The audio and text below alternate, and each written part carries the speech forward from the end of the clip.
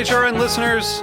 As we celebrate our 15th year, we are deepening our commitment to giving voice to the next generation of food systems storytellers, and we need your help. Our internship and fellowship programs help activate new possibilities for underrepresented and underestimated young people through experiential journalism, audio engineering, and production training. Through these unique programs, HRN helps food equity stewards build essential workforce readiness skills that expand their potential and foster economic mobility. Please consider supporting these critical programs. And with a minimum donation, you can be entered to win a dinner for two at an amazing restaurant in one of 8 cities and tickets to a concert at a great venue in one of those cities. We have incredible partners across the country who have donated, as they also share our passion for helping to educate the next generation of food systems storytellers. Check out heritageradionetwork.org/15 to donate and enter to win today. That's heritageradionetwork.org/15 to donate and enter to win today. And make sure you donate before March 31st. Thank you. You're listening to Heritage Radio Network. Heritage Radio Network is food radio supported by you. Learn more at heritageradionetwork.org. Today's program was brought to you by Alto Adige wines, wines from the Italian Alps. For more information, visit altoadigewines.com.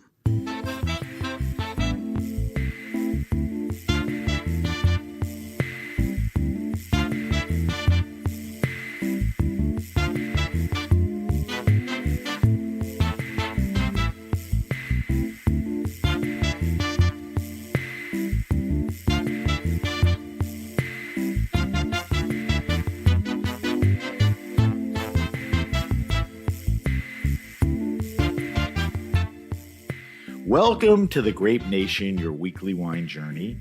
I recently traveled to northern Italy to visit the Alto Adige wine region, also known as Sud Tyrol or South Tyrol, near the Swiss and Austrian borders at the foothills of the Dolomites. The Alto Adige is one of the smallest wine-growing regions and has become one of the country's top white wine regions. This unique alpine landscape is ironically kissed by the hot Mediterranean sun in the summer. Many of the vineyards are planted on hills and steep mountainsides, producing high-altitude, fresh and aromatic wines. Along with the wine estates, there are over a dozen cooperatives successfully representing thousands of small wine growers in the region. The focus here is towards quality, not quantity, working with over 20 varietals, including some of the best Pinot Bianco, Pinot Grigio, Sauvignon Blanc, Gewürztraminer, Schiava, and Lagrein that you'll ever taste. We were based out of Bolzano, the largest city of South Tyrol, and the capital. We visited, dined, and tasted wine with over a dozen wineries and cooperatives.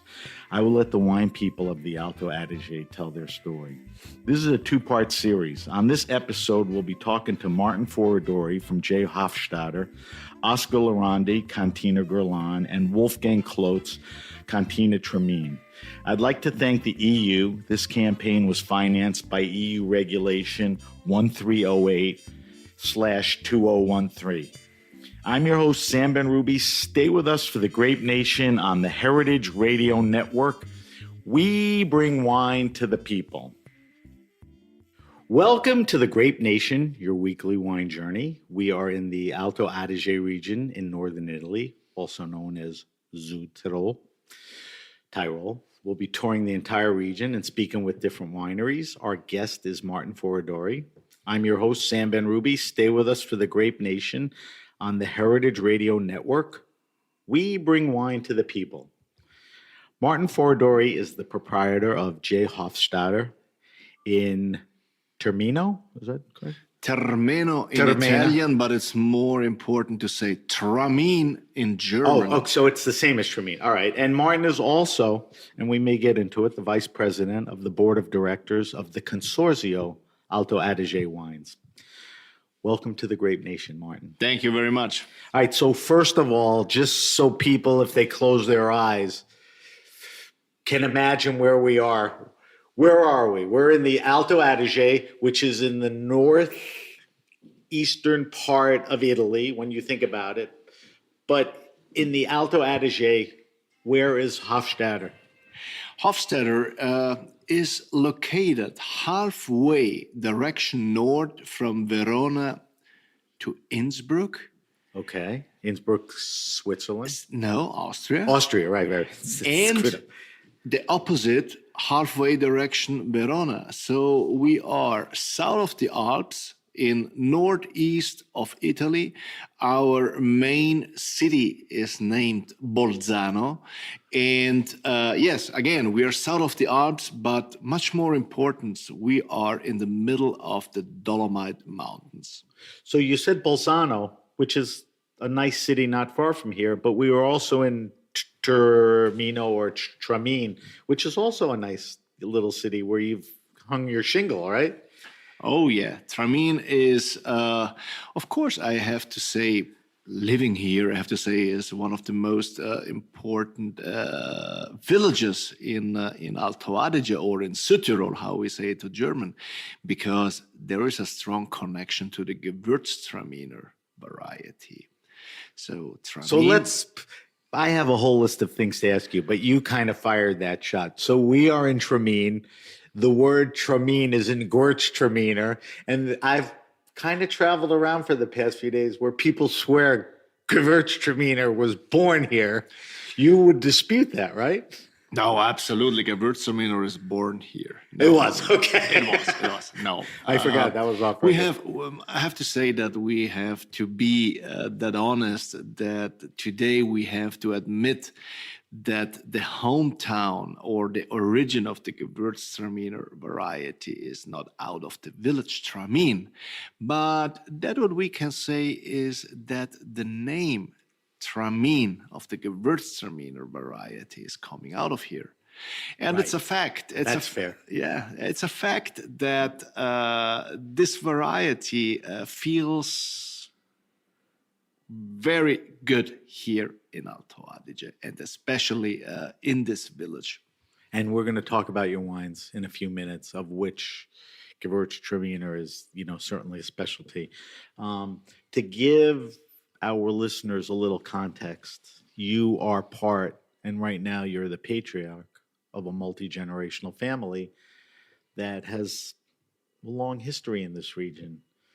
Give me a little background. I mean, we could technically do a whole show on the history because it's that rich, but just, give me a chronological line. So, I'm the fourth generation of the Hofstadter winery. Obviously, the founder of the winery of the estate was Joseph Hofstadter.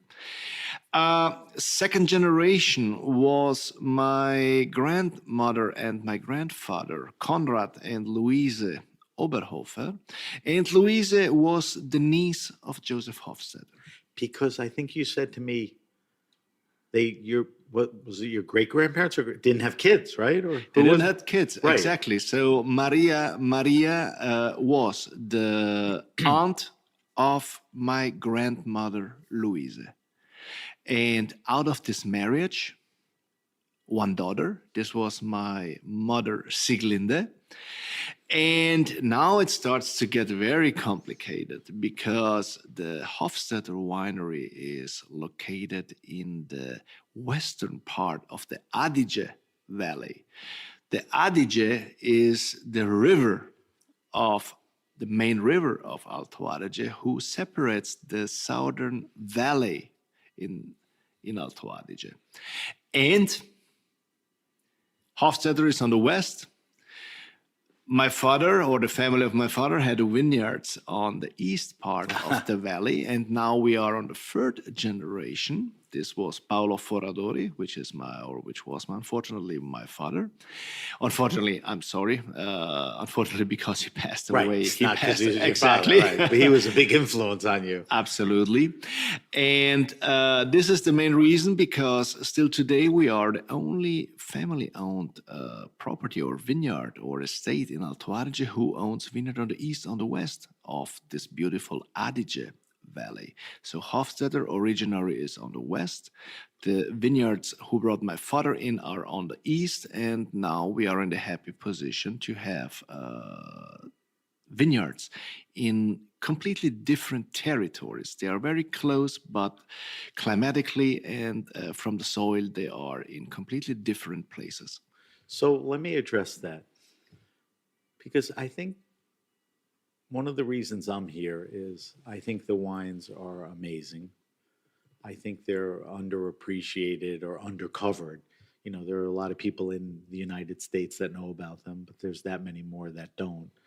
And, I believe in them. There's a very interesting setup in the Alto Adige, this cooperative consortium thing. There's a dozen cooperatives that represent about 70% of the wine production. You don't fall into that. I mean, I don't know how we title you independent, your own, and you make your own wines, not in a cooperative, under your own name. We just talked about the generational, aspect of the family. So tell me about the winery. Before I talk about the winery, let me explain this mix of different producers here in Alto Adige. First of all, we have to say that Alto Adige, generally speaking, is a very small region. So the whole production of Alto Adige is less than 1% of the whole Italian production. And give me that hectare-wise. It's 5,600 hectares, the total viticulture in Alto Adige. What is like Tuscany for perspective? Oh my God, I have no idea how much Tuscany is. Over 50,000? Maybe a little bit less. Okay, Maybe a so little bit less. But 5, 7, 8 times. Again, Alto Adige is less than 1% of the whole Italian production. So we are somehow nobodies here. And if you split that down, an average property of a viticulture here in Alto Adige is less than a hectare. So the average property is, to say it in other words, less than 2 acres. Right, acre-wise. Exactly. So a hectare is a little more than 2 acres. Exactly. But the owners here are even less than a hectare. Yes, exactly. So the average is 2 acres of one viticulture in Alto Adige. And that's the reason, because on the beginning of the 19th century, this was the age when most of the cooperatives were founded here in Alto Adige, was that all these small, little, tiny producers decided to get together and make their own business. So today, 70% of the vineyard surface of Alto Adige is managed by co-op. 25% approximately is managed by wineries like my winery, Hofstetter. What means that? We have our own production, we have our own vineyards, but we also buy grapes from farmers from the village where the winery is based, and also from the surrounding villages. And then, last but not least, we have approximately 5% of independent little wine growers who make wine out of their vineyards and, of course, sell it. Which we'll get into that a little. Before we get into that, I don't want to get by the fact, because you and I have spent a lot of time off air talking about this. You are on the board of directors of the consorzio. There's a consorzio for the Alto Adige wines, and you have devoted and donated your time to that. Of course, what do you do? But my first question really is, do you think the wines of the Alto Adige are getting the recognition they deserve? Now, I'll answer the first part of that question. This is a great tourism area. This is a loyal wine market. So a lot of the consumption is here. But the quality of the wines are so good. Do you feel they're getting the exposure, recognition, and even the distribution beyond? Is that even important? Or, whoever you sell a wine to is a sold wine? That's a very difficult question. Thank God we have, I don't know how many millions of tourists here in our region who, of course, drink a lot of our wines. And that's good. On the other side, we are a small area, which is so small that we are probably around the globus, around the world, not recognized as an area because we don't have that quantity of bottles to sell.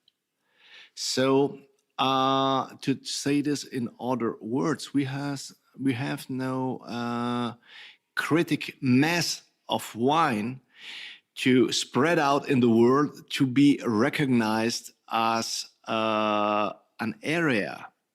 So we are an area for specialists. We are an area for consumers who are looking for wines from little tiny areas. And of course, I have to say that, but Alto Adige is one of the most interesting areas that we have in Italy because we are in the middle of the Dolomite Mountains. We are south of the Alps. Our vineyards are surrounded by huge and high mountains, who of course influence our wines.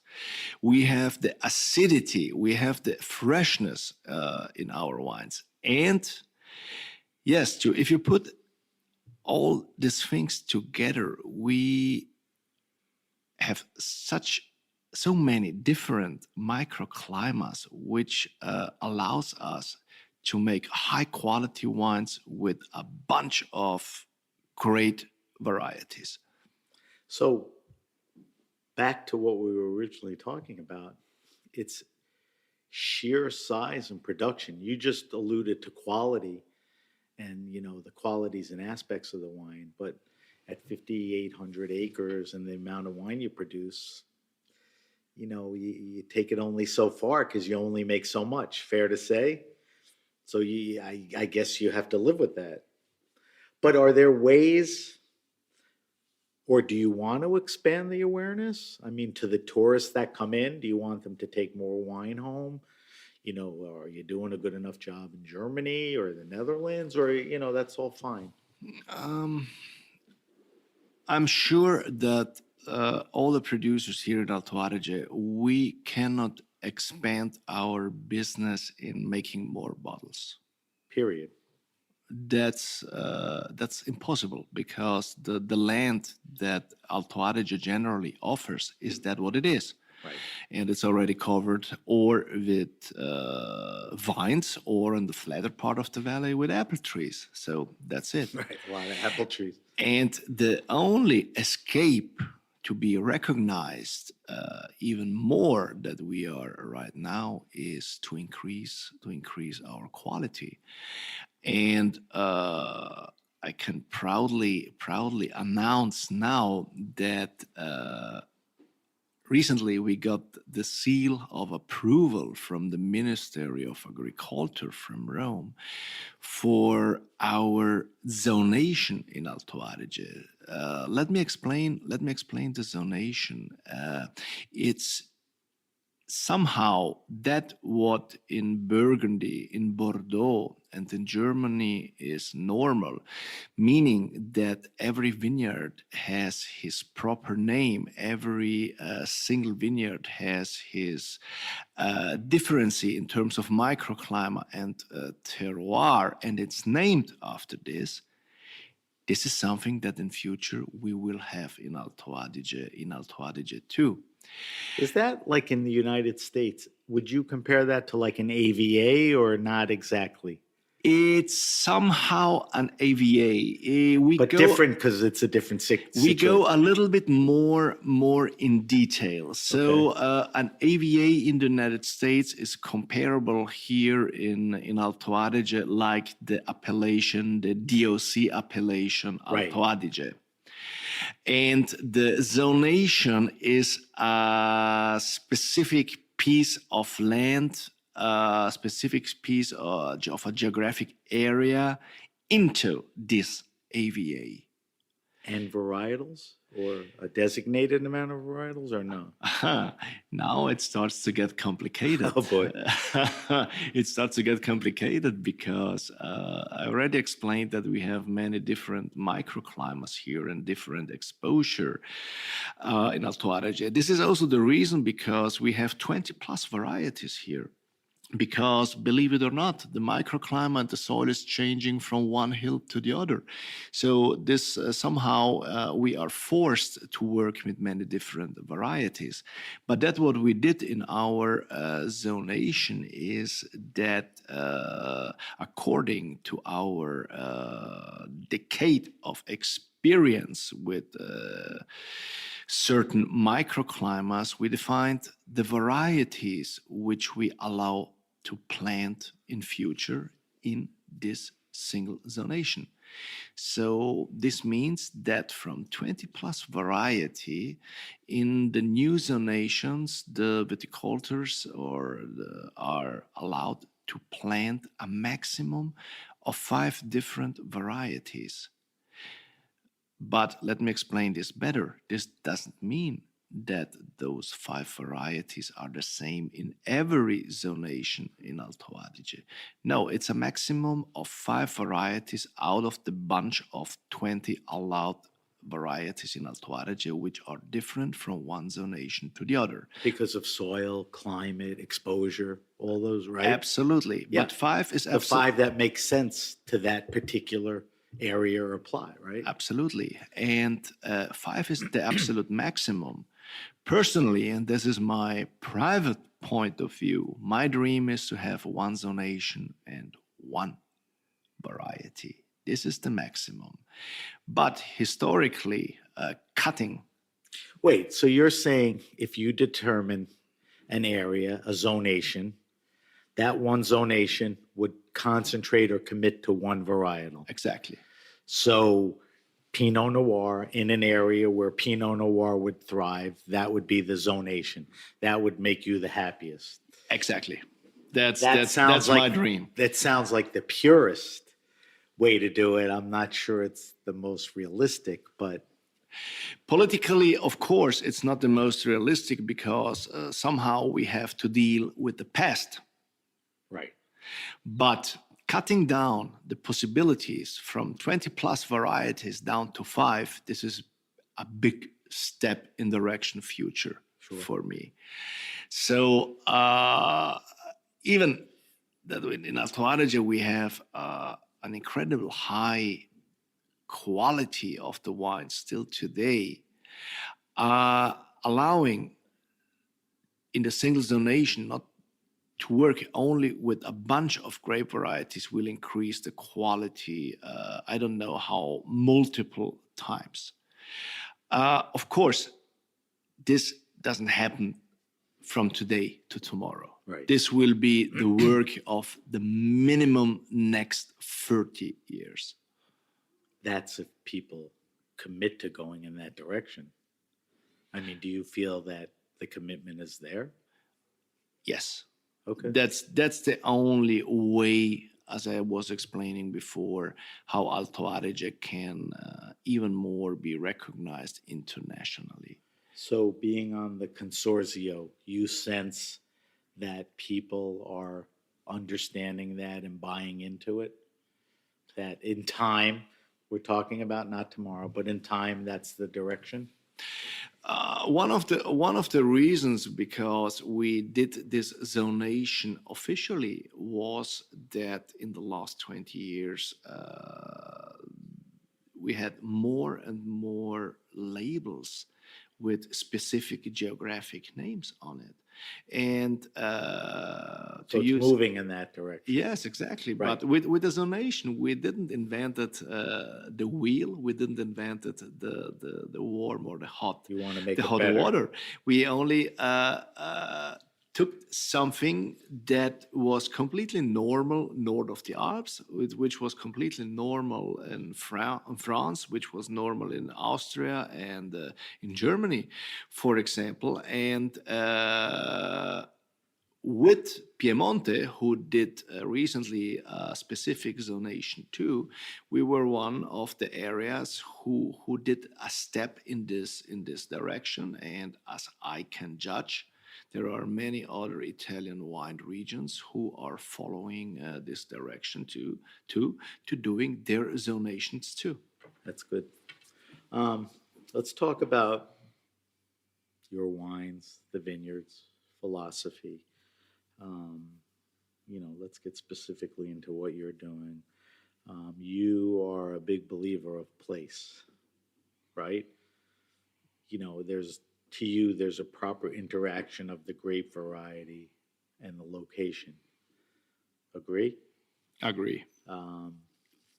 And I think in many different ways you've done that with the Vigna, how you look at each vineyard and all that.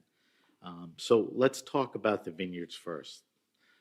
And because we're Alto Adige, let's stick to Zuterwald. Just reminding you. All right. We were talking downstairs. I mean, you have 4 or 5 vineyards in the Alto Adige around Termino and all of that, but they all, vary, which gives you the diversity, which is really a palette to do all the things that you want. Let's talk about some of the vineyards. Where were we before? Kolbenhofer? At the Kolbenhof estate. So my property is split out on the east, on the west part of the valley, as I already mentioned. And probably to who is listening this podcast, what means east and west, translated into terroir, translated into microclimate, in the western part of the valley, we have approximately 1,000 hours of sun more on an average of a year than the east. So in a very small space of territory, we have completely different microclimate, and this is what makes my job, my profession, so interesting.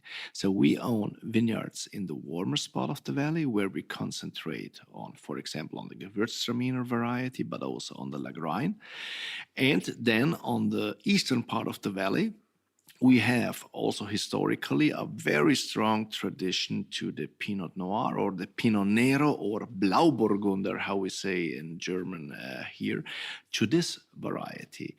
This means that we can offer, or we have different seeds who offer the best conditions to certain varieties, like Gewürztraminer, like Pinot Nero, like Lagrein, like Sauvignon Blanc, for example. We were standing in Kolbenhofer, and you were talking about that 1,000-hour differentiation, and we were looking out, and it wasn't like it was a zillion miles away. It was right over there. I mean, it was fairly close. So, and you were saying that the soil here is different than the soil, so the diversity is unbelievable, which gives you all the opportunity. So when you farm, tell me farming philosophies, practice as far as what you do out there. Let's start, because you mentioned earlier, let's start with your own farms, and then you work with other farmers, so what do you demand of them? But it seems like everyone here farms thoughtfully. We don't have to throw terms around like organics, biodynamics, even though there are people doing that. Of course, we have organic, we have biodynamic, also here in Alto Adige. But I can say that all the growers here in Alto Adige are very conscious about what they are doing. They are knowing, or everybody here is knowing, that we are covering only a certain time frame and have to pass our property to the next generation. And for this reason, we are very conscious about that, what we are doing. And to come back to the work of the Consorzio, we have a very collective work together, how to work as organic as possible. Because it's right. Because it's right, because again we have to preserve that little piece of land that we have, not only in property but also Alto Adige, generally speaking, is a small piece That your of grandkid land. may run through. Yeah, hopefully. Yeah. Hopefully. And I want to give my grandkids, let me say, a healthy piece of land in their hand. And so, to come back to the consortio, we have a program which is called the Agenda 2030, where all collectively together we are getting as green as possible. I know that the word green is a big Wide. word, and the big and the wide, wide word. But when it comes, for example, to herbicides, no, there is no reason to use them in future for the whole territory, and everybody, for example, is conscious about that. If then a producer wants to follow the moon or other stuff, he is free to do Fill it. up cow horns. Exactly, he is free to do it. But I'm quite happy for that. What the consortio generally wants that happens for the whole region in future. And it's not something you're dictating as much. It's the way everyone feels. It's just keeping everyone on the same page and continuing to move in the right direction, right? There are certain programs when it comes for the pricing of the grapes, for example, that certain producers are giving an extra money to their growers if they don't use herbicides. Incentivize them. Exactly, for example. But I think that today the young generation, everybody is conscious Right. that the way where we should go. They're dictating the market Exactly. to some extent. Yeah. So we talked about farming. For you, do those practices translate into the cellar? You know, as far the best wines are made out in the vineyard, but when you get to the cellar, I mean, would you say you're a low interventionist?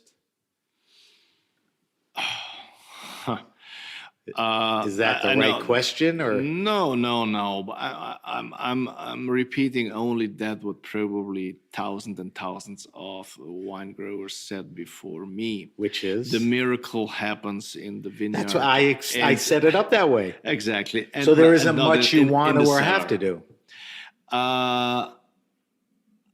In the cellar, an enologist just can somehow destroy what he gets from the field. So our philosophy here, together also with my enologist Marcus, who is 20 plus years, who works for me in the winery, is less you do, better it is. I like to hear that. Or to say it in more American English words, minimum intervention winemaking. That's a popular way to put it, but Yeah. it's legit, so that's fine. It's nice to hear that. Let's talk about the wines. You know, I had the pleasure of tasting through, Jesus, more than a half a dozen wines with you. You make multi-levels of wines. Is it 3? I'm not sure. Along with your whites, you know, you focus on reds. I mean, I would say you are a Pinot Noir specialist. So you make a classic line of wines, which are more accessible. Would you say the next level is selection and then Vigna? I mean, tell me, you know, about the wines that you're making and the palate that it gives you. Probably compared to the size of my estate, of my wineries, I have probably the smallest range of wines. Range of varietals? No, Within the varietals. You're right. Range of varietals. Okay. I love to go into details. So I have 20 different labels, but out of these 20 labels, right now I have 4 Pinots. I have 4 selections of Gewürztraminer. I have 3 selections of Lagrein. So that's more than 50, that's 60% of the 20 selections focusing on 3 varietals, is what you're saying. And I love to go into details. You talked about the term viña before. Viña means the vineyard or the parcel, translated from the Italian. So It's a designate to exactly. to that parcel. Yes, exactly. And Which is unusual for Alto Adige because of all the co-ops and small hectare landowners, right? I would say that's unusual, not common for Italy too, even if the Vigna classification is an Italian law. Right. Not Vigna, a regional law, exactly, a country law. exactly. And Vigna, translated into easy words, comes very close to the term cru. Means that from year to year, a specific wine comes out from the same parcel. So it's very terroir driven, the term Vigna. It's not a wine with a fantasy name. It's not a high quality wine, which is a blend of several different parcels. A wine which is named after a specific Vigna is a wine who shows its terroir in good years and in less good years. That's what I said earlier. You are a believer of place. The wine will show its place regardless of the vintage, the weather, whatever. I was mentioned earlier this day that the best picture, the best paint, what I have in my house is the mapping of the Burgundy parcels. Right. That brings it to the point. It's crazy. I love Burgundy, of course, as a Pinot Noir somehow driven wineries. I go there multiple times a year, and it's always so exciting to taste Pinots from different parcels. Even they are there touching any each other. correlations, or it's just 2 different worlds? Absolutely two different worlds, but tasting the same variety out from 2 parcels which are connected by a border, and having 2 different different types of wine in the glass, that's exciting. And that's what I want to transmit, or that's what I am doing with my Vigna selection out of the same property. This means same property, but separately vinification of the single parcels. And if you sit down with multiple vintages, same parcel, different vintages, you're able to, assess the wine through the vintage and everything because it's the same place, which I think is terrific. You make what, about 9 plus Vigna selections? At the moment, I do the Vigna Kolbenhof, which is the Gewürztraminer, the Vigna Steinraffler de Lagrein, the Oberkerschbaum Vigna Sauvignon, then the Vigna Sant'Urbano and Vigna Roccolo, both Pinot, and then I do the Vigna San Michele for the Pinot Bianco and the Vigna Pirchstadt for the Gewürztraminer. I can proudly announce that if everything goes in the way how I expected, in 2025, I can present 2 other vignas out from the variety Pinot Noir, out from the estate Bartenau. So with the Vigna Sant'Urbano and the Vigna Roccolo, I will have 2 other separately vinified vignas of Pinot Noir. That's exciting. So I think I count that puts it up to 10. So that's something to look forward to, but also the other vineyards are something to look for. All right, Martin, we have to wrap up. You and I are having too much fun. Last thing, I'm asking everyone this. What makes the wines of Alto Adige so special? Ha! Alto Adige, I keep saying Adige. Let me answer in that way. We are 4-dimension wine growing area. First dimension is east and on the west side of the valley vineyards. The second dimension is the different altitudes. We start to grow vineyards at 200 meters over the sea level, and we go up at 1,000 and plus meters over the sea level. There is a soil difference between east and west. That's the third dimension. And the fourth dimension is even on the same side of the valley, depending where the hill is facing, we have a different microclimate. This makes Alto Adige so unique. Which is, so you're talking diversity, as we mentioned, in not the largest area in 5,800 hectares. I mean, it's very interesting.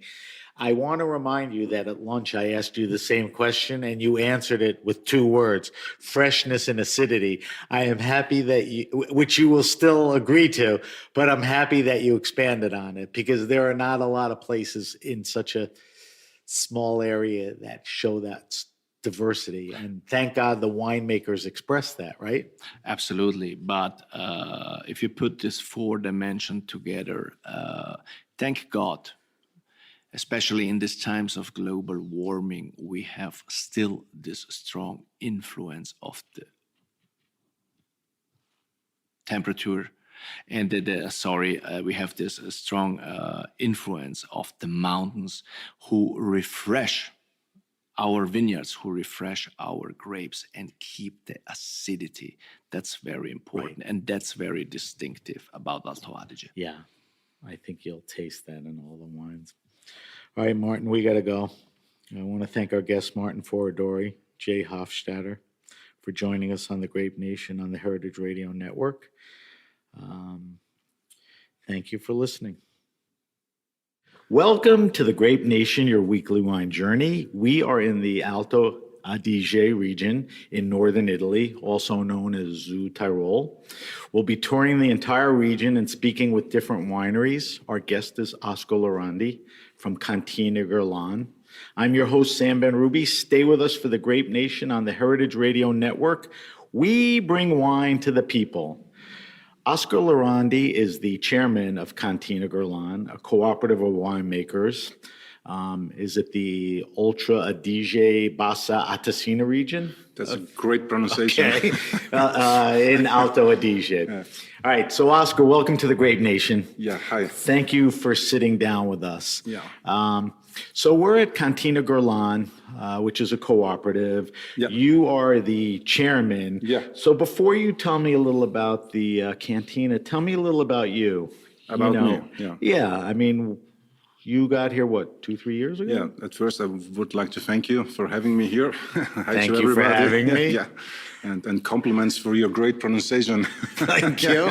In the intro. I was looking in the mirror. Great. Everything was perfect. Yeah. Now, it's a pleasure having you here at Cantina Guerlain and that you give us this opportunity. That's great. So my name is Oscar Lorandi, and I'm the current president of the Cantina Guerlain. But I have been working in the Cantina since 2008. At Guerlain? At Guerlain, okay. Yes, since 2008, yeah. That's a while. Yeah, and when I started there, I was the sales manager and market manager. Then after a couple of years, I was appointed as a chairman.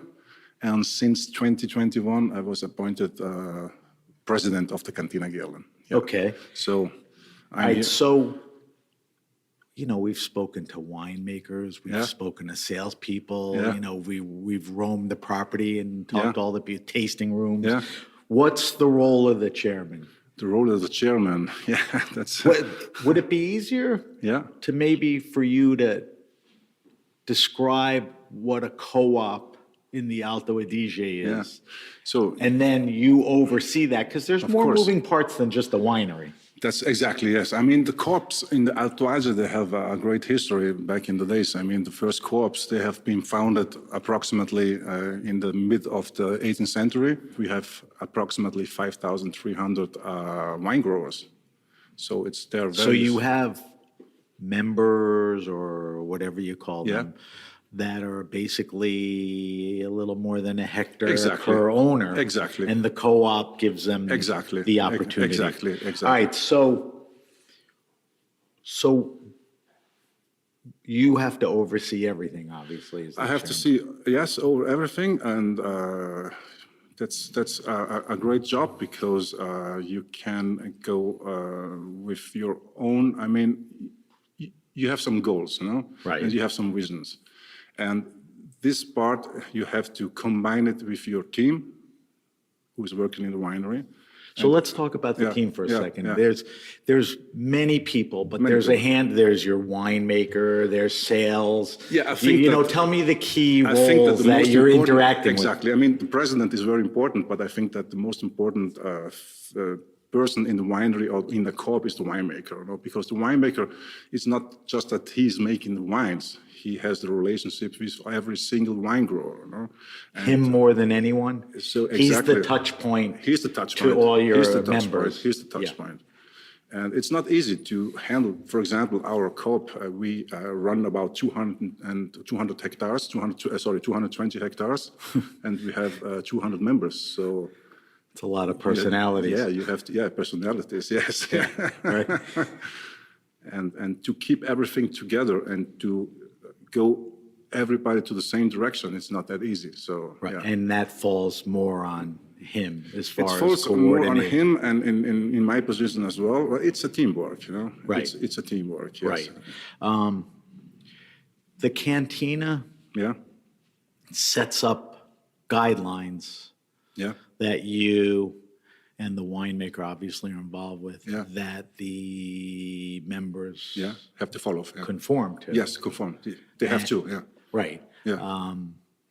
So let's talk about that. There's, I guess, at least 2, 3 important areas. There's Yeah. the farming, there's the winemaking, Yeah.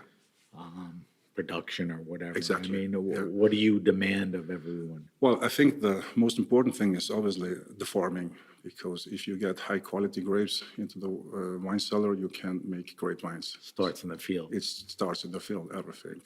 And I think that in the past 10, 20 years, there is a great revolution about that because there is a new generation.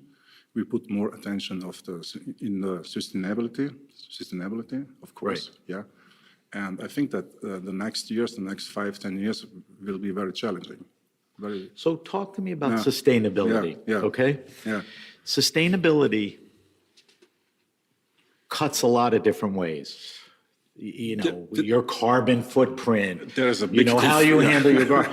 But let's stay in the field. I mean, talk to me about treatments in the field. Yeah. I see there's a lot of cover crop and grass. Yeah, You know, you're not tilling. Yeah. I mean, are we using herbicides or? Well, I have to be honest. We are not 100% free of herbicides. Okay. I mean, I'm a very honest guy, you know. So Yeah, no, I mean, it's there, so why hide it? But you have to know that herbicides that we use nowadays are not that damaged that we used 10 years or 20 years ago. Right. But I have to say, honestly, that 95% of our area is herbicides free. So Is that because of climate and location, Exactly, sun, exactly, wind? exactly. So you're not troubled with moisture? But it is our aim to have 100% without Right. herbicides. Right. It's our aim, it's our goal, and we have to pursue that. Isn't it fair to say that because most of the vineyards are literally family members? Exactly. Their kids are running around. They That's don't it. want these kids running in like sprayed fields. No. right? That's true. Yeah, that's true. Yeah. But nowadays, I mean, that every single winery makes his own program is quite impossible, because you have traveled now in the past days through our vineyards. We are all nearby, all together. I mean, so it's a sustainability program that has to follow the entire area. So all the Alto Adige has to do the same thing. So Right. and we have an agenda. It's called the co-op plan. It's a whichever co-op you want. plan. It's not a co-op plan. It's an Alto Adige plan. Okay, we have so it's bigger than it's that. bigger. We have to. We So have all to. the co-ops have to abide by We the have Alto to. Adige. Yeah. Right. This is the future. Yes. Right. Yes. So it's thoughtful winemaking. You Yeah. know, we won't say it's organic or natural, but No, it's no. it's That's- very thoughtful in that sense. Exactly. Exactly. You know, Exactly. what about like yields? I mean, you inform the farmers, you Yeah, know, how much they should pick, pull out of each varietal. That's a good question because normally the co-ops in the past they paid just with the sugar and with the weight. So these are the that's past not years. gonna work. That's not going to work. Yeah. No, that's not going to work. So we pay our mangoes because we have very low yield. So we pay our members by the quality. And obviously for us, it was a big investment at the beginning because if you ask for a lower yield, you have to sell a little bit more, not cheaper, what's the opposite? Expensive. Expensive, exactly. Right, so he is Exactly. rewarded for the quality, not just the volume. Exactly, Right. exactly. Right, so you encourage. Yes, but it's not just our thinking, it's the thinking of the entire area of the Alto Adige. Yes. Right, Yeah. right, which I think is pretty consistent. Yeah. Now, what about when we move into the cellar? Cellar practices are low intervention? Yes, low intervention, You're yes. basically doing it in the field like we discussed. Exactly, And now you're exactly. just making wine, you're not Yeah, manipulating the no, wine. no, obviously no. Right. If you drink a wine of our production, you have no head, so. Right. Because the members are so spread out, I mean, is there any input from them about winemaking style? Or they basically yield all the responsibility? No. I think that you have to know that to grow with quality and to give some enthusiasm to our wine growers, we have to take them as well into the winery. Not just when they bring us the grapes, but our winemaker use normally once a year, twice a year, not with every member, obviously, but there is a small group where he makes the wine tastings from the different crews, from the different production zones, etc., etc. So they see how their intervention in the wine field, the result. It gets them Exactly. aware or involved or Exactly, both. exactly. And we started this many years ago, about 10, 15 years ago, to involve them more with us, with the work. So they have more participation too. Right, Yeah? which is what it's all Yeah, about. it's all about, yeah. We were talking offline before how you're pretty lucky. Your winemaker's been here 17 years. Yeah, and when almost you talk 18 about years. relationships with Yeah. the growers, and, Yeah. you know, I mean, that has a lot to do with what? Yes. Consistency, relationships. Tell me how important that is. Well, you have to know, our winemaker, his name is Gerhard Kofler.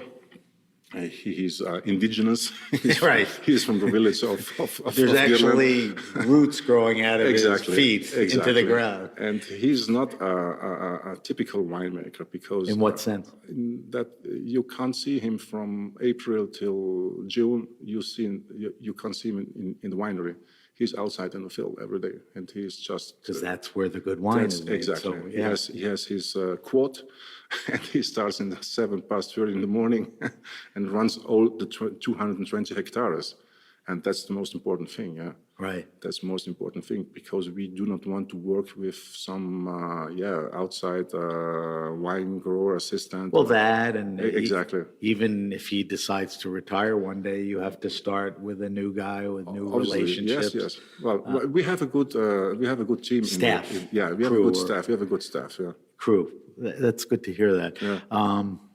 Is that typical? I mean, the winemakers at the other co-ops, do they have the kind of time? Yeah. A lot of the winemakers have been around. There are some changes, but I think all the co-ops that have success in the past years, if you look into their organization, you find out that the wine grower is there, the winemaker is there since 15, 20, 25 years. Okay. Yeah. Yes, because every winemaker has his own stylistic, has his own thinking, Right.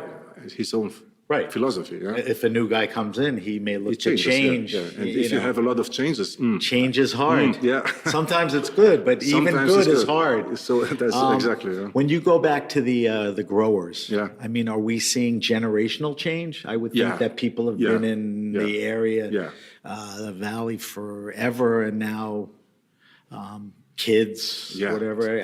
I mean, is it typical to want to stay with it and continue to Yes, grow? yes. It's not yes. like, let me just sell this and go to New York. No.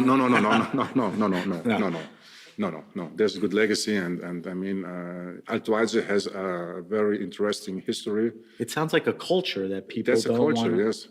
We love our territory, and I mean, we have a strong relationship to our country, to our region. Yeah, so there's a lot of love behind there. It's unique. It's like a mission, huh? You know. Yeah, because if you look at Burgundy, you see how all the parcels have been broken up from families, Yeah. leaving and all of that. That's not really happening here. No.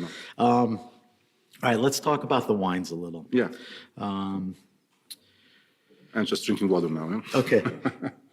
So certainly you're known for your white wines, but I think a real intent and effort has been made towards Pinot Noir. Is that fair to say and ask about? Yeah. No, for sure. Yeah, I mean, Alto Adige is well known for his white wines. Yeah. Especially for the domestic market in Italy. Yeah. So we produce about 65% whites and 35% red wines in the Alto Adige. And in Italy, I think that we are known as the high-end quality region for white wines. Yes. That's so far. I think the critics will say that through and through with no interruption towards quality. And our fortune is that we can work with several grape varietals. So we have aromatic white wines, non-aromatic white wines. So there's a large quantity of grape varietals. But I think that in the future, the Alto Adige will have a strong position in the red wines, and especially with the Pinot Noir and, well, let's say with the Fernache, which is our autochthon grape varietal. Schiava, which right. is quite complicated, but I think there will be a renaissance because the typicity of that grape varietal is very unique and modern nowadays. So light tannins, very fruity, easy to drink. So it's I would say a very nice. The market exactly is shifting a little towards that younger drinkers. But obviously with Pinot Noir, I mean, it's an international grape varietal. And we are very lucky in the Cantina Girland because we run now about approximately 45 hectares on Pinot Noir. Which increased dramatically In through the past 20 years. 10, 20 years. Yes. When I arrived in the winery, we run about 20 hectares. So my person and the winemaker, we have seen this opportunity to put our forces and our But work. you said you're making a move towards red wines. Yeah. What is the impetus? Is the market demanding it? Do you feel you can create the quality and create the market? I mean, why are you going in that direction? I think that we have one of the best sites for Pinot Noir in the Alto Adige, the Cantina Girland. So that creates obviously. a want to... We are not going behind, how you can say, a trend, or because there is a demand on the market. No, because we have good, high-quality Pinot Noirs. And we see our force there, we see our potentiality there. For example, there is another great grape varietal in Alto Adige, which is called Lagrein. Right. But Lagrein. Yes, right. quite It's difficult. Lagrein. Lagrein, exactly. Yeah. That's a lighter one. Exactly. But where we have our vineyards, it's not ideal for Lagrein.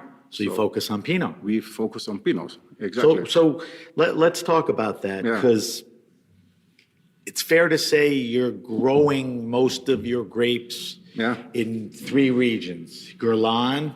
Well, mostly in Guerlain, exactly. And then there's... In the Bassa Tesina, exactly, Mazzone and Pinzone. Exactly. Oh, well, right. You're well informed. So that's southeast of here? That's southeast from here, What's growing there? Is that... We, in Pinzone and Mazzone, we run just only Pinot Noir. That's Pinot Noir. That's Pinot Noir, yes. So are those growers that have been with the co-op for a long time? Yes, so from the mid of 80s. Yes. Okay. From the mid of 80s, yeah. And the high percentage you said of what they're growing is Pinot Noir. Well, at that days, it was not like this situation. Our wine growers has made good work and with our wine growers. So because we used to have their Gewürztraminer, we had some Sauvignon, but the area was just ideal for Pinot Noir. So we have replanted, and for this we grow with the Pinot Noir in the past years. Yeah. So the co-op is making an effort to bring Yes. back historically important Exactly, grapes. exactly. So that means more planting of Vernatsch. Exactly. No, well, Vernatsch not Pinot more planting. Bianco or Well, Pinot what? Bianco, it's. I think that we have reached the peak of. You have? Yeah, I think so. Yeah. So the growth is Pinot Noir. Yeah, it's Pinot Noir. I think that where we can have some, and, So- and Chardonnay as well. Chardonnay, we see a great potentiality with Chardonnay too, especially in the region where we are now with our winery. Right. Because yeah, So Mazzone and Pinzone, a lot of Pinot Noir. Then Exactly. right where the winery, where the winemaking facility, the tasting Exactly. room, when you walk outside, you're in Guerlain. we are in Guerlain. And within there is how do you Schleier. Schleier, right. So tell me, those are two important vineyards, obviously, to Yeah, I mean, exactly. Schleier, we walked by 100-plus-year-old Yeah, vines. yes, I talked. That's impressive. Exactly. I talked to you in the beginning about the grape varietal Schiava in Italian and Vernatsch in Right. German. You have to know that the Alto Adige 30 years ago was planted about 70% with Schiava. It was our domestic grape varietal, but at that days it Was it a commodity grape that wasn't Exactly. that well made and just, That's it. A lot of quantity. I will not say low quality, but a lot of quantity. well, there's not a lot of low quality here. It's just, Exactly, it exactly. could be better. Exactly. Was it? But we speak back in the 60s, 70s, and the early 80s. No? So was it the co-ops Yes. that correct. said, listen, we have to pull back on this grape and focus on others? Others. So they plotted Yes, the course. Yes, exactly. Okay. Why? Because the domestic market, the Italian market, was asking more and more for white wines. So from the mid 80s, late 80s, there was a large demand about white wines from the Italian domestic market. So yeah, we It's changed. kind of a circle because It's a red circle, yeah.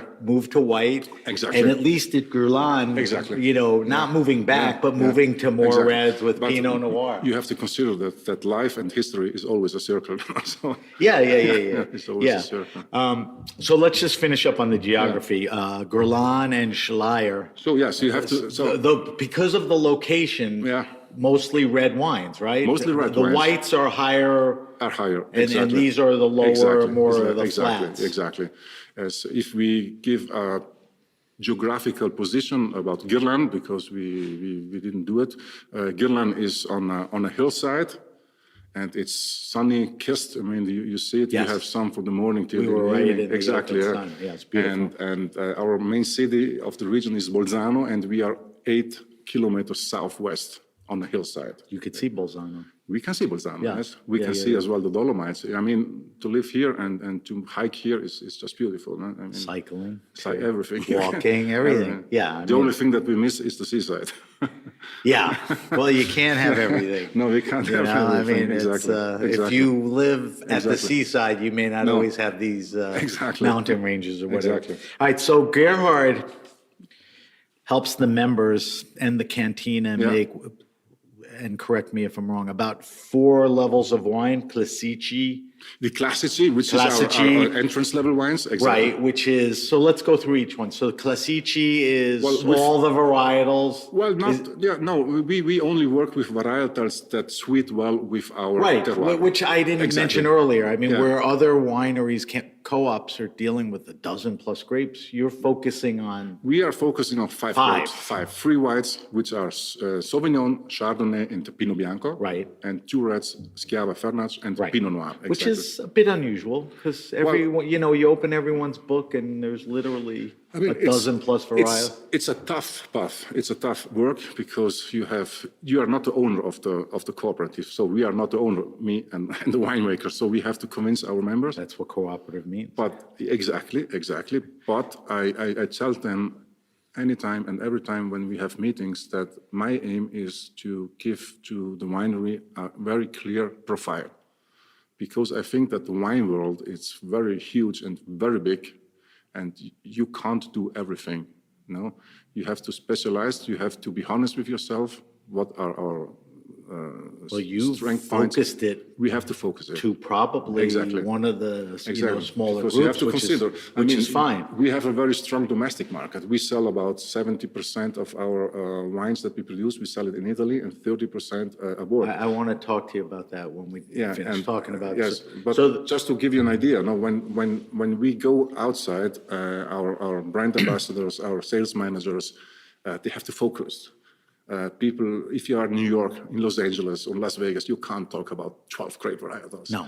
They say, come on, boy, come on a point. I mean, But give me just- your fellow friendly other cantinas do that, but that's their choice. Yeah, exactly. But know. you have to focus. I mean, So the classici, Classici are our entrance level wines. right? So you're making more of them, and Yeah. it's a more mass-produced wine. It's Not a- saying yeah, that in a negative yeah, way.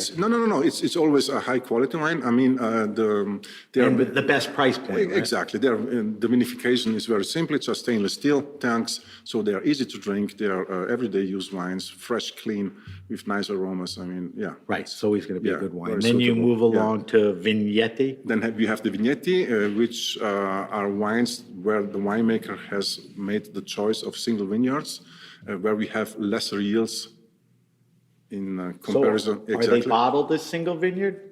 Pardon me? The bottles have Yeah. the vineyard on it. No. No, they- because they you're have- dealing with multiple. Exactly, He's exact- picking the best single vineyard. Exactly, right, exactly, blending. exactly. So he's picking. He's going above the Classici. Exactly. And doing that. All right, and then We have the Flora, Flora, which is which is a step above the Vignetti, so lesser yields as well. And, Okay. And the making of the wines is a bit different. So he uses more wood barrels, 12 hectoliter barrels, 40 hectoliter barrels. These are some reserves wine in it. Exactly. selection out in the field and Selection out in the wine field making. and You know how he winemaking, did exactly. the barrels, like Exactly, you said. exactly. You know, better quality. And then you sort of created your own crew line, Yeah, Solisti. which we call solisti, yes, because solisti in English we can say are single persons or single individuals, and these are our, I would say, best labels, but are the labels that have make the winery great or interesting. You know, they have their own personality, but it's like a basketball team. You know? There are 5 labels, and you have 5 good players, but to have a good team, you have to. So Solisti is the best players as a team turning out. Exactly. It's not a single vineyard, one no. guy. But Gerhard is really looking at what's the best Exactly, of the best. And exactly. is Solisti produced every year? It's not like, Well, does it ever skip because of quality? Not or- every year. For example, our crew of Pinot Noir called Vignaganger, which is a single Right, crew in we Mazzone. tasted it earlier. Exactly. 2013 was not produced because the You were quality- not satisfied. No, we had some hail damage, and so I mean we picked up the grapes, but with the hail damage, the wine was a bit just too dry and was not that good to fill it and say, okay, we are convinced about that. So no, there you have to have a high quality, and you must be sure that this is the best. So that's a good segue into what I want to ask you. When you know you're consciously making high quality Yeah. wines the best, you know, you're fairly treating your cooperative members. Yeah. You know, you're doing all the Yeah. right practices and all of that.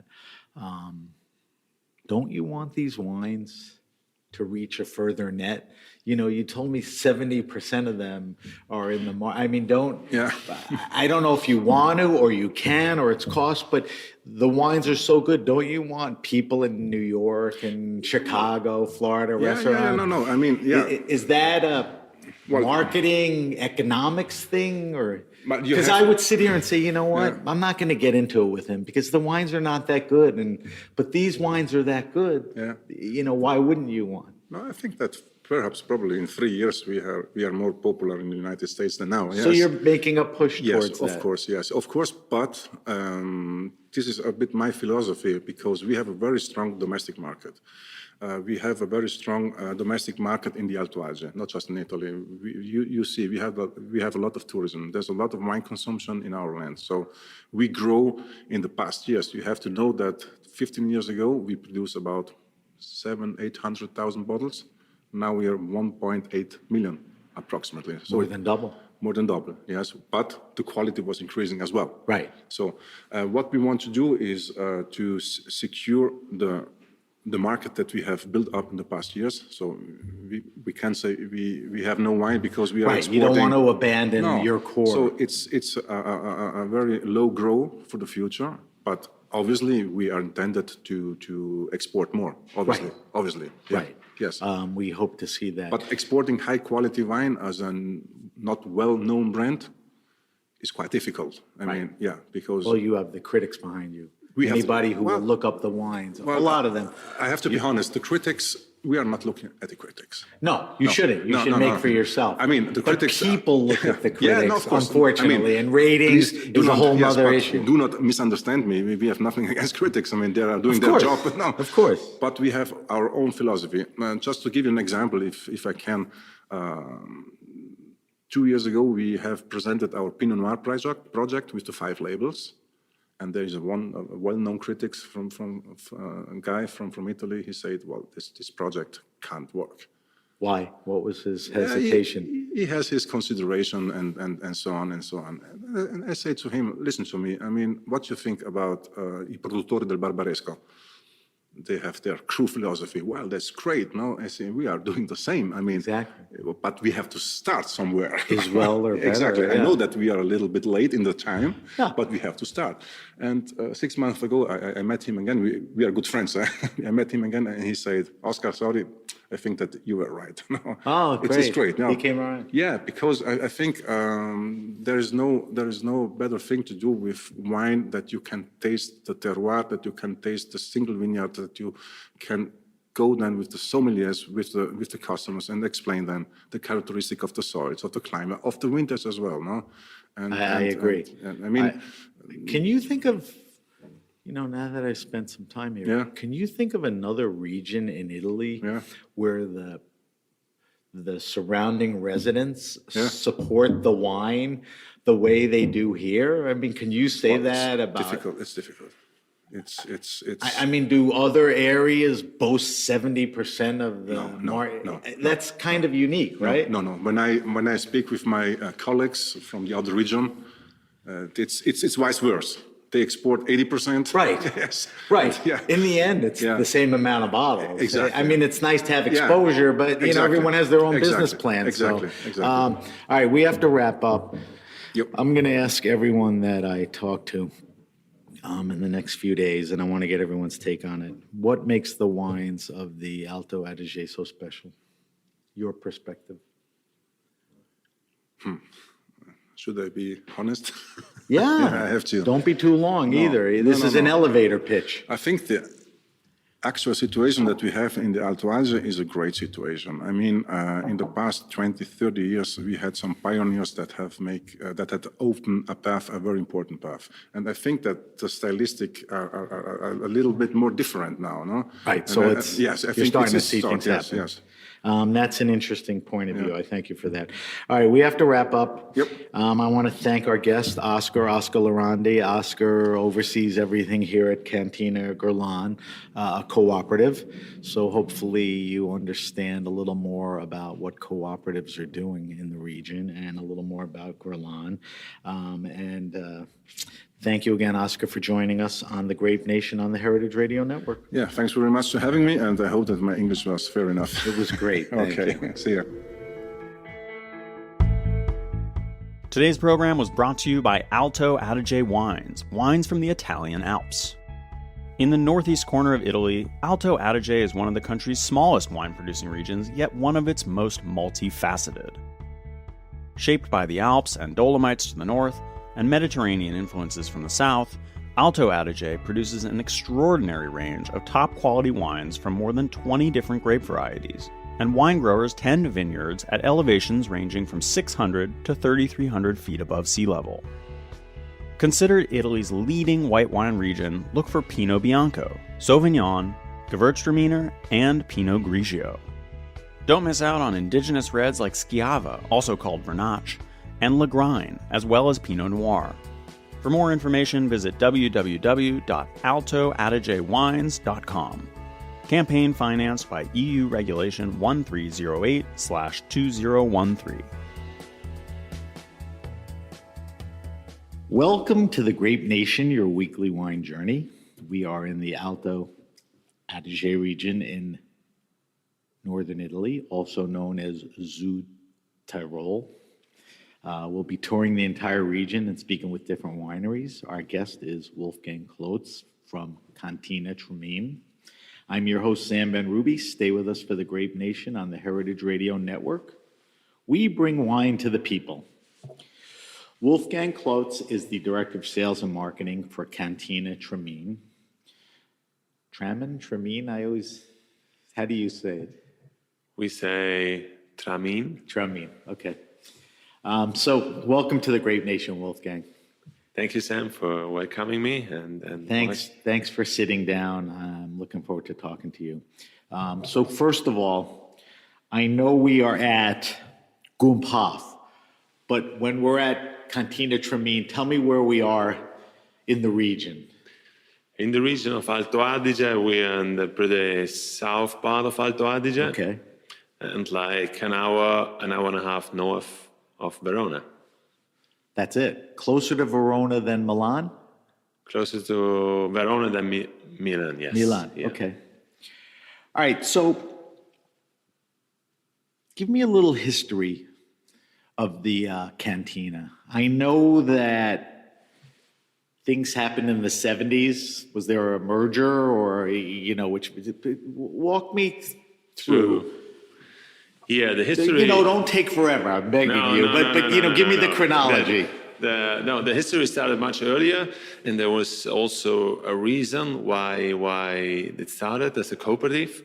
And just one fact that Alto Adige has only 5,000 hectares of vineyards, but it's very fractionated in the ownerships. There are 5,000 wine growers.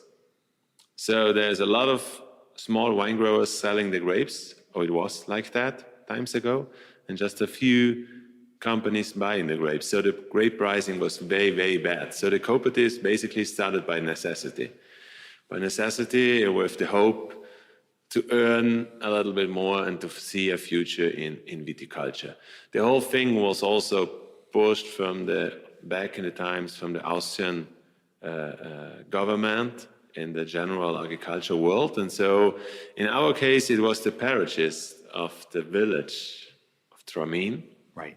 And he was the forcing power to start this cooperative. So you need to imagine there was a small group of growers. They decided, instead of selling the grapes, to invest in a building, in a winery, to invest together, and to hire a winemaker and to do their own wines and How sell their many own wines. growers was that at that point?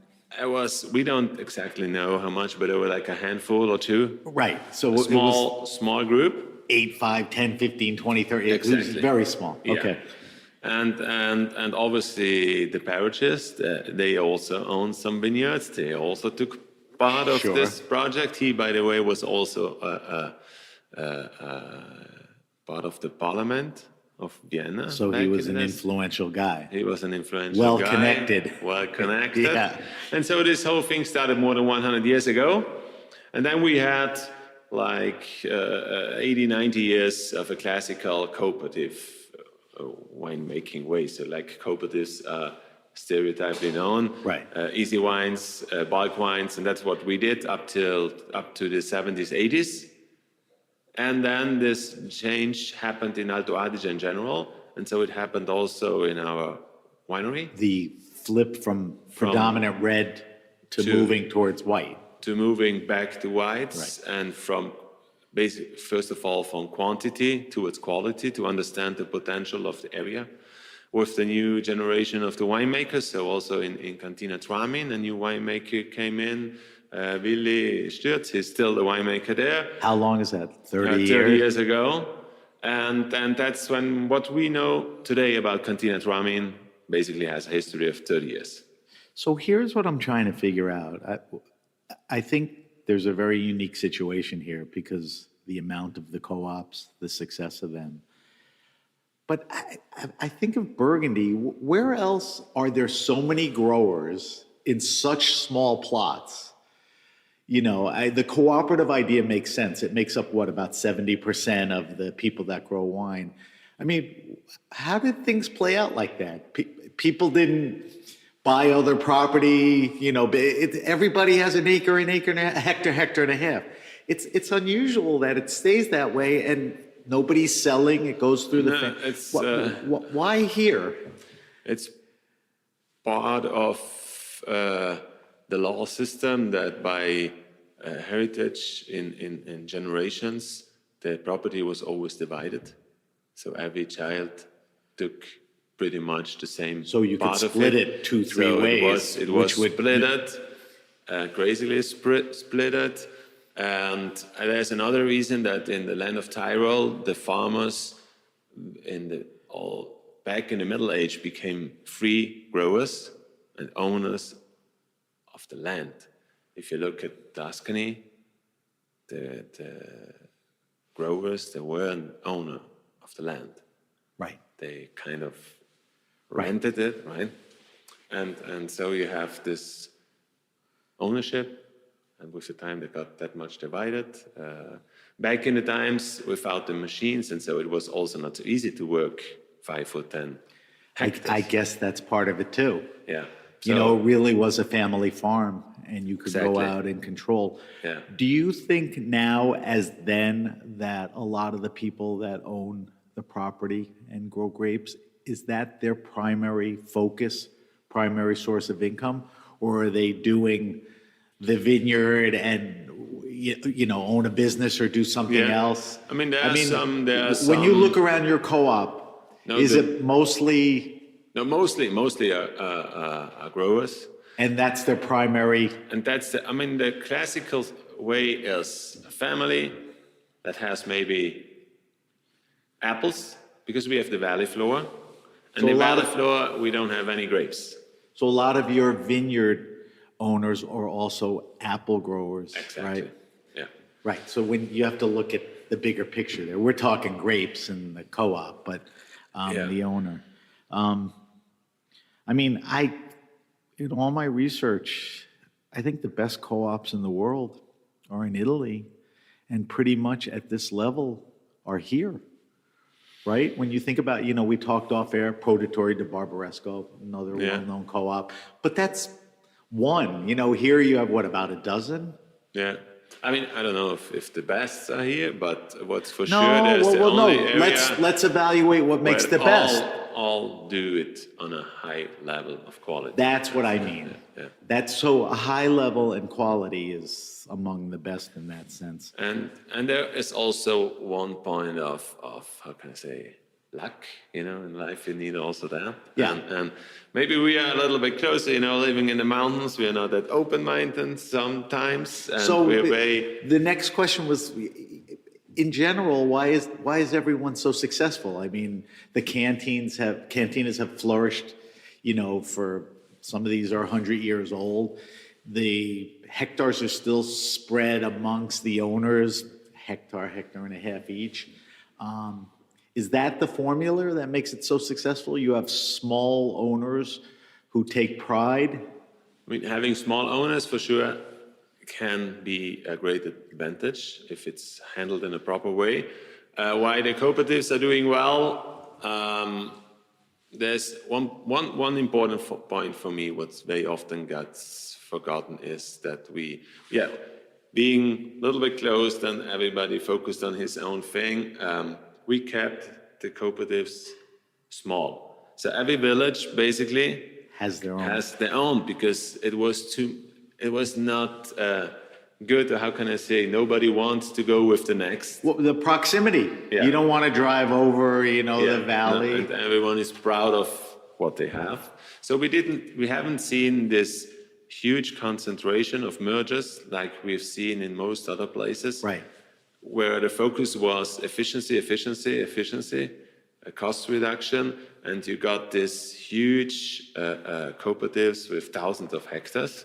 Here, the cooperatives are small, and being small, we really can focus on quality, and we don't need to handle millions and millions of bottles. We really have a small production that can be branded very well and can be sold in the up-tiered market. Do you think part of the success, you're talking about an owner that lives on the property, maybe their kids are running through the vines. Most of the harvesting is by hand, right? Is that true? That's true. It's also necessary because with the steep vineyards here, Right. and the small parcels, there's no really possibility to do Right. machine But even harvest. the flat, you know, the It family is. is walking out and doing it by hand. The majority of the growers, what type of farming practices are they following? Do you have guidelines? Do you mandate certain things, you know, whether it's Yeah, herbicides or? It's a very complex system, but we have a protocol where everything is defined, what can be used, what cannot be used, when it can be used, within which time frame. And it's a very severe, it's much more severe than viticulture or viticulture law allows to do. Right. So we have our own rules. The growers have to follow them. The growers get I won't say controlled, but paired with the knowledge of an agronomist. And the agronomist, he takes... That's provided by the co-op. That's provided Right, by so the they co-op. get expertise for being a member. Absolutely. And they get also ratings during the year, how they do the single working parts during the year.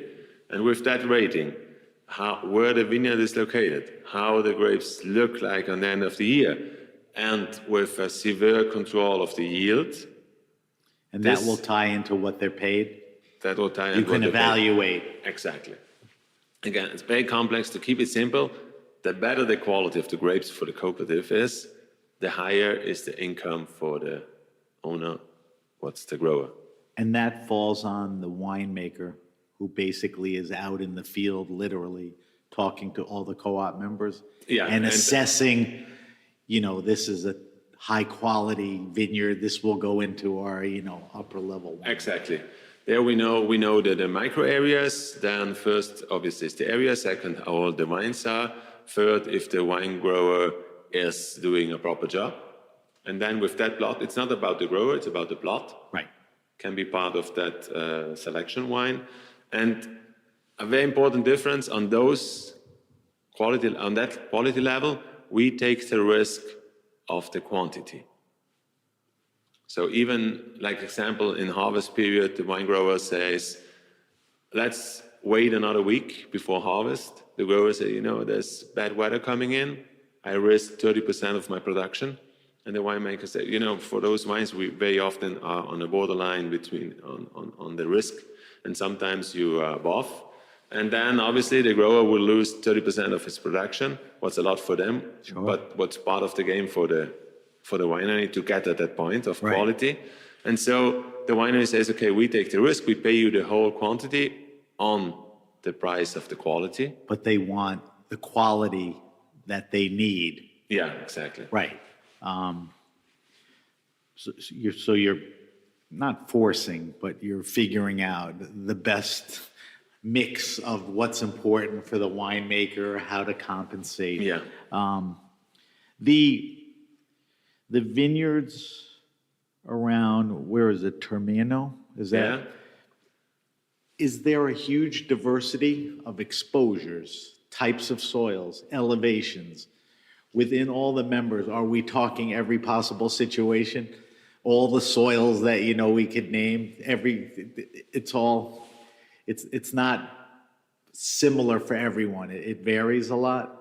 It varies a lot. For Alto Adige, still we have quite a common soil type in that area, Right. because we're only along the mountain chain on left and right hand side of the valley. And so we have, obviously, exposition, altitude is a big point. Right, but all those vary. All those vary, Yeah. and all this with, you know, it started 30 years ago to focus on quality. First of all, it was just to give you an idea, we had almost 80% of the vineyards, there was Chiava Right. grape, and now it's 7%. So all the difference so more than 70% of our vineyards, probably 80, have been replanted in the last decades. So 80%, 80% was Schiava. Not up until that long ago, right? 70s, 80s? Yeah. I mean, we're not talking like 50, 100 years ago.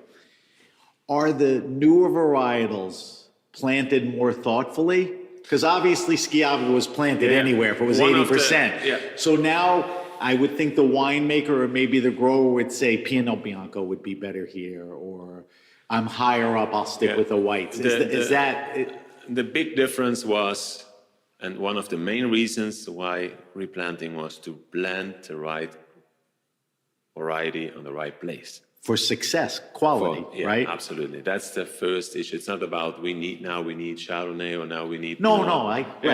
If Chardonnay Where are won't we? grow well here, we're not putting it Exactly. there. Yeah. Yeah. And that's the winemaker. Decision, yeah. But so I guess the 70s and 80s was a huge transitional period for the growers because they either pulled up a lot or grafted, changed a lot of Schiava to white. It was That must have been a tough period for. It was a very tough period. Obviously, we started with a small group, more people open to new things, and we were very lucky that the Italian market didn't know the Alto Adige white wines. So pretty much every grape that was transformed in wine was like sold right away to the Italian market because they took this crisp and fresh white wines with open hands. And that was very important in the way that who was following this direction of quality production could be paid better than the others. Right. So the incentive, even though it took time for the vines to mature and bear fruit or whatever. Let's talk about Gewürztraminer. You can't say Gewürztraminer without saying Tramine. Yeah. And you are Cantina Tramine. So although you work with at least a dozen varietals, within the co-op and all that, and your growers, how important is that grape? I mean, I know it's connection and image, but I mean, it's Alto Adige up to the middle age was 3/4 white wine production. Schiava came afterwards. Schiava came also with the modern viticulture. So it was white Schiava back to white? It was white. And then they planted Schiava and then... Back to white. Jesus. Schiava was a variety that reacted very well on the modern viticulture, meaning quantities. So that's why it was a logical way to production. And so also in Tramine, with this long history of Gewürztraminer always was disappeared. So it was also a goal of Wait, stop there for a second. I want to ask, so when the whites were initially around, was there a lot of Gewürz There was a around lot of Gewürz. So that was pulled up for the Schiava. Yeah. And then when you went back to white, was there a conscious effort to plant Gewürz, or does it go back to you plant the varietals in the best places? The varieties in the best places where Gewürztraminer was back in the times, and obviously it was also a little bit, how can I say, a herb thing. Yeah. Going back to what really made this place different. Right. That's and trying it's to your history, your culture, your Exactly. identity. Yeah. Right. And trying to build up something what was risked to being disappeared. And so there was a big focus to replant and reposition the Gewürztraminer. What's one of the oldest grape varieties in the world, and Tramine, the place of Tramine, very likely gave the variety the name, although it's very likely not from the place. Right. But there's no proof, as being so old, there's no proof where it really is native to. But once in the time, it came to Tramine, and from Tramine, it was brought out to the rest of Europe, and it So- took the name from there. That's enough history and connection to sort of own it, right? You could say, listen, this is ours. Here's some of the reason why. I mean, for us, probably it's we are more happy, and it's even more important that the area really can produce unique Gewürztramines, and it's one of the great places to plant and to produce Gewürztramines in the world. When you look at the growers and you look at a map of where all the growers for, Traminas, the Cantina, is the Gewürz spread out all over, or is there a pocket or a region where there's, it's a little more dense? Gewürztramine has a very specific need, and so it's very, very concentrated on a certain type of terroir. Gewürztramine loves the sun, but needs cool nights. Gewürztramine is low in acidity. Those are the identified areas. Yeah, and risks to lose the acidity. So it's a very sensible grape variety, and it really needs the perfect conditions to being balanced on the palate. Right. And it doesn't have the margins like other grape varieties. Right. You have to be a little more specific about everything. Or it works. Otherwise, you won't get the best representation of the grape. All right. So let's talk about the wines that are made in the Cantina.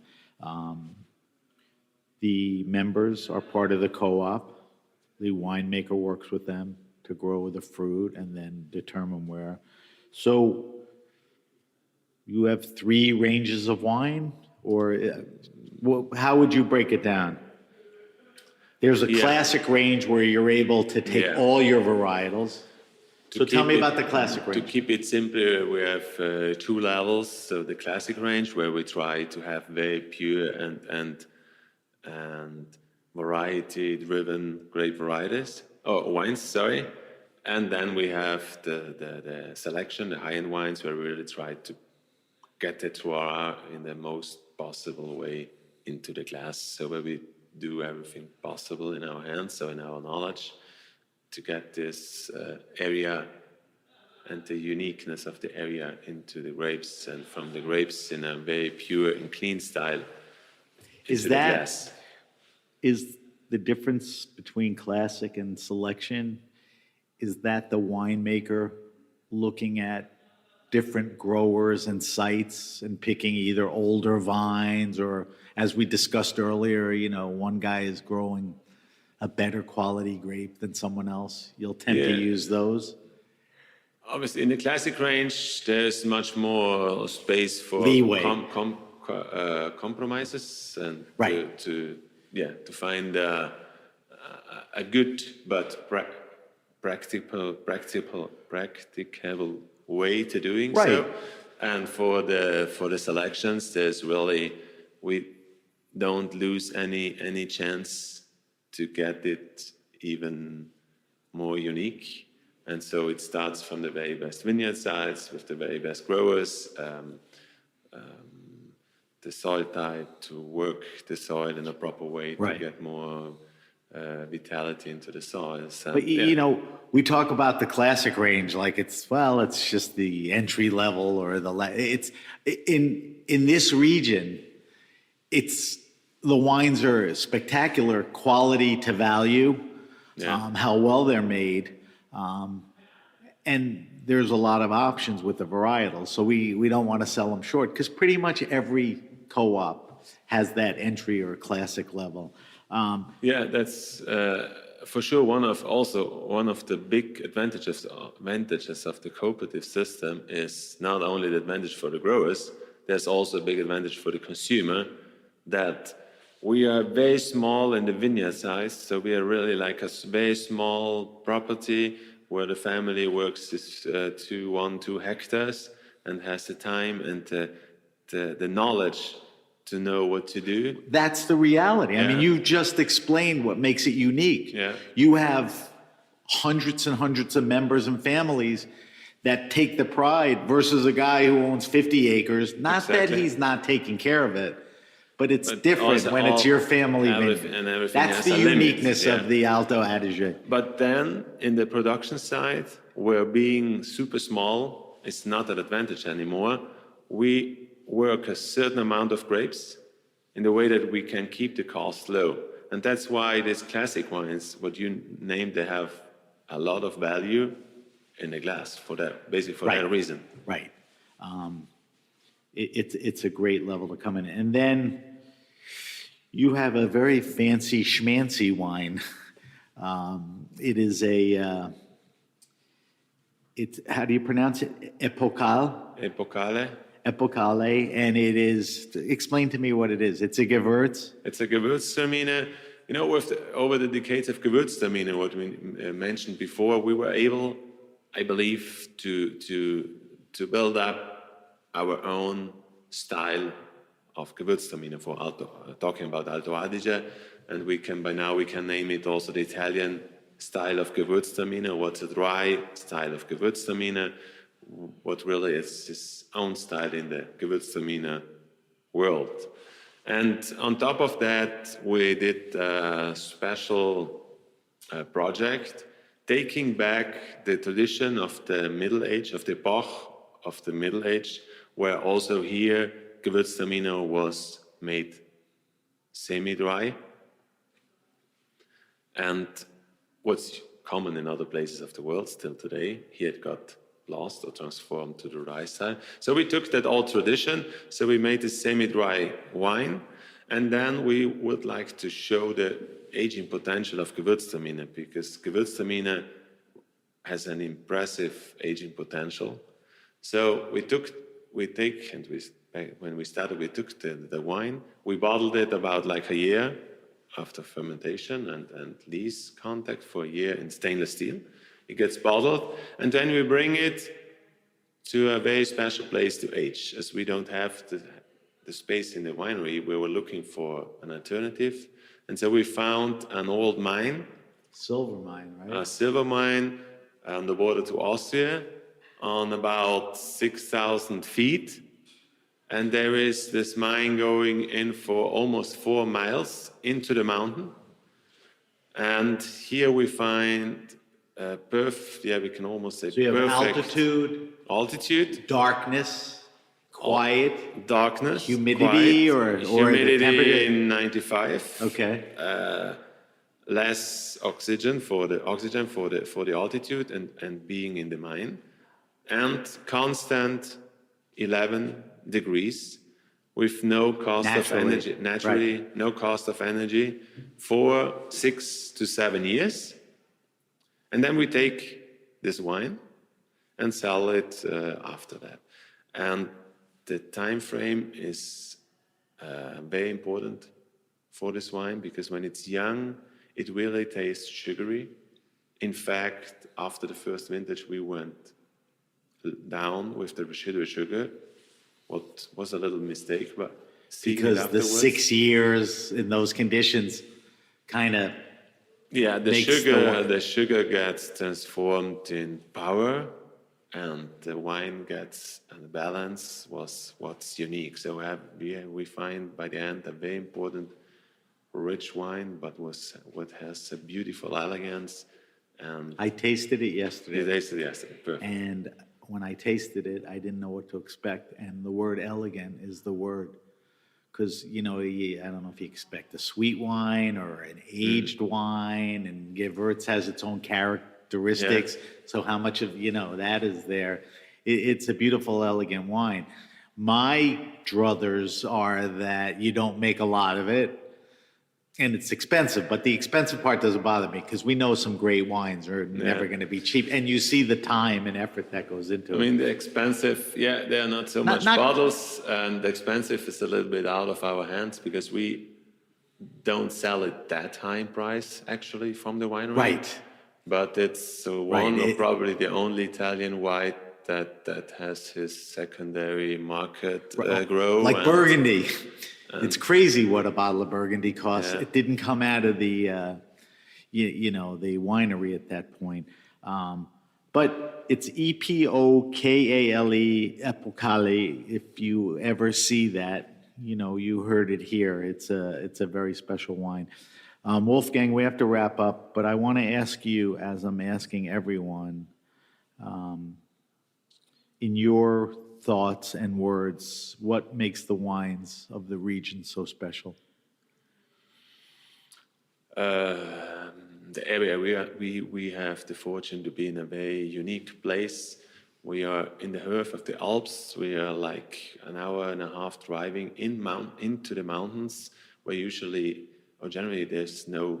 It shouldn't be viticulture. It shouldn't be mountains, and in fact there are glaciers behind of us. Vegetation starts later in the year, and then there is this open room. What's very unique for the south side of the Alps. And in this open room, we find a valley, large valley, the only large valley of the Alps on the south side. We got 300 sunny days a year and still having the mountains behind. And that's what I believe you taste in the wines. You have powerful, ripe wines driven with a ripe fruit, but a good acidity, but not that super sharp acidity, but it's a soft acidity, a combination of sun and mountains and crisp wines, yeah. I mean, that's a great answer, because the initial way you answered the question was place. Here's the place we're at. And now that you understand the place, here's the wines that we make. And inevitably, it always comes to acidity, freshness, that preciseness. Yeah. So I think there's a lot of everyone I've spoken to, it always comes to the same thing, which is what makes this area unique. We got to wrap it up. I want to thank our guest, Wolfgang Klotz from Cantina Tremine, for joining us on the Grape Nation on the Heritage Radio Network. Thank you for your time, Wolfgang. Thank you, Sam, and enjoy your time here in Alto Adige. We're having a great time. Thanks. If you have a question, suggestion, wine happening, or event, hit me up at sam@thegrapenation.com. That's sam@thegrapenation.com. Subscribe to the Grape Nation podcast on Apple Podcasts, Stitcher, Spotify, or wherever you get your pods. Leave a review if you like the podcast. Follow us on Instagram at @SBenRuby and on Twitter @BenRuby. You can always use the hashtag The Grape Nation to find us on both. We are on Facebook @The Grape Nation. Thank you to all our guests from the Alto Adige region in Italy. Thank you to our engineer, Armin, and everyone at the Heritage Radio Network. Also, the EU. This campaign was financed by EU Regulation 1308/2013. I'm Sam Ben-Ruby, and you've been listening to The Grape Nation on the Heritage Radio Network. The Grape Nation is powered by Simplecast. Thanks for listening to Heritage Radio Network, food radio supported by you. Keep in touch at heritageradionetwork.org/subscribe.